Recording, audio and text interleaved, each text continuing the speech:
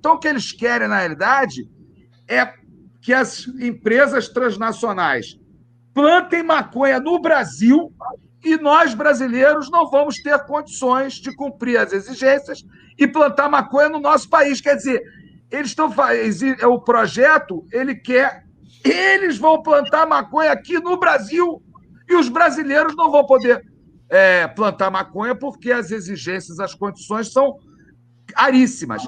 E para completar, aí que está, essa é a denúncia. O governo Bolsonaro, através do INPI, Instituto Nacional de Propriedade Industrial, vinculado ao Ministério da Economia, patenteou o óleo de maconha, que é um óleo de milho feito com a planta. Patenteou óleo de maconha para quê? Para que esse óleo que eles patentearam é para doença infantil epilética para fins refratários. Tá? Então, eles patentearam isso, certo? Olha como é que é a jogada. Patentearam isso. Aí, agora, eles abriram, a Anvisa autorizou, eles querem ceder gratuitamente esse óleo de maconha ao SUS, para os pacientes. O último é o paciente. Isso é bom. O óleo de maconha é gratuito para as pessoas pobres poderem fazer uso desse medicamento. Isso é bom. Só que quem vai vender para o SUS? A Prate Dona Duzi, que tem a patente do INPI.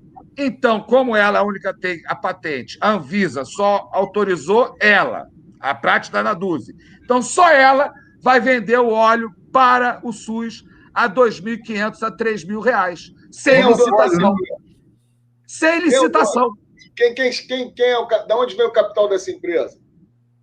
E aí o Zacone já fez a provocação. O BNDES patrocinou o estudo. O BNDES destinou 600 milhões para essa empresa. Não é só para o estudo da maconha, é amplo, mas grande parte aí. Eu nem tenho certeza se os 600 é tudo para esse estudo. É até possível. Mas o BNDES patrocinando essa empresa do Paraná, onde o ministro do governo Bolsonaro, Osmar Terra, é o garoto propaganda dessa empresa. Então, quem disser no país que o Bolsonaro é contra a maconha, ele está redondamente enganado. O que o Bolsonaro e o governo deles querem fazer é só eles venderem óleo de maconha no Brasil. Isso que é claramente. Deixa eu trazer os comentários aqui. Antes aqui a Leila tinha dito o seguinte: olha, o modelo da Holanda é terrivelmente hipócrita, e o William Lantelmo está dizendo: Paulo Teixeira ficou com o PL na gaveta por anos para apresentar e nunca apresentou. Agora está com esse PL horrível que só favorece empresas. Vergonha, veta Bolsonaro. É muito interessante, Zacone, isso que o André trouxe sobre os interesses por trás do óleo medicinal de maconha. Porque o Bolsonaro fez um tweet ontem ou antes de ontem, porque ele está sendo muito pressionado pela questão da cloroquina, e ele falou assim: olha, no Brasil não pode falar de cloroquina, mas pode falar de maconha. Então ele faz o discurso do cara que combate as drogas, etc. e tal, defendeu a operação no Jacarezinho. Você concorda com isso que disse o André, que tem uma grande hipocrisia por trás, que há interesse, inclusive, do próprio governo na exploração desse filão econômico? Evidentemente, Leonardo, porque a gente tem que pensar o seguinte: a legalização da maconha é um caminho sem volta. Não tem como. O mundo inteiro está legalizando. Já foi postado aqui, lógico, tem modelos diferentes de legalização, modelos hipócritas como o da Holanda, que não legalizou, simplesmente descriminalizou, fazendo com que a maconha entre pela porta dos fundos do café. Até a maconha chegar dentro do café, ela é proibida. Aí, magicamente, ela aparece, né, autorizada dentro do café. Então, dizer que a Holanda é um modelo mal sucedido de legalização é um equívoco. Primeiro, porque não teve legalização. Legalização é regulamentação da produção, do comércio e do consumo. A Holanda só regulamentou o consumo e o comércio não regulamentou a produção. Então, não é legalização. Né? Mas existem modelos hoje de legalização no mundo que estão caminhando a passos muito largos. Né? Nos Estados Unidos, vários estados, a Califórnia hoje, tem plantações de maconha gigantescas. Né? O modelo estatizado do Uruguai é um outro modelo. A questão é a seguinte: vamos discutir modelos. Mesmo dentro dos Estados Unidos, cada estado tem o seu modelo, porque lá, no sistema federativo deles, existe essa autonomia. Mas a legalização não vai retroagir, assim como o fim da escravidão.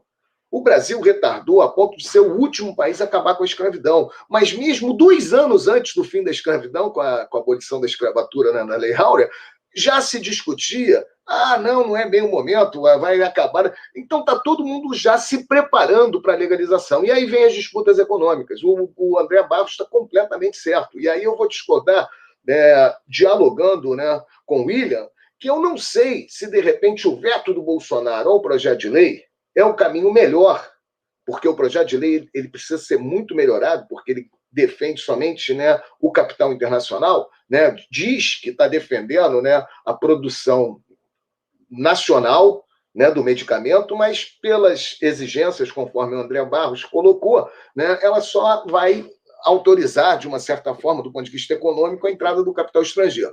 Então, eu acho, e o caminho que eu acho que nós temos que trilhar é esse. Nós precisamos disputar no projeto de lei, né, emendas que possam fazer com que esse projeto de lei, por exemplo, incorpore o autocultivo. Então, eu não sei se rejeitar, porque o projeto de lei admite emendas. E a gente precisa conversar com as bancadas, né, dos partidos políticos do campo progressista sobre esse tema e disputar, né, que esse projeto de lei seja alterado, incluindo a questão da reparação, a questão do autocultivo. Né? Eu e André Barros, a gente está até em contato aí com a recém-criada Federação das Associações da Cannabis Terapêuticas. Né? Muito interessante.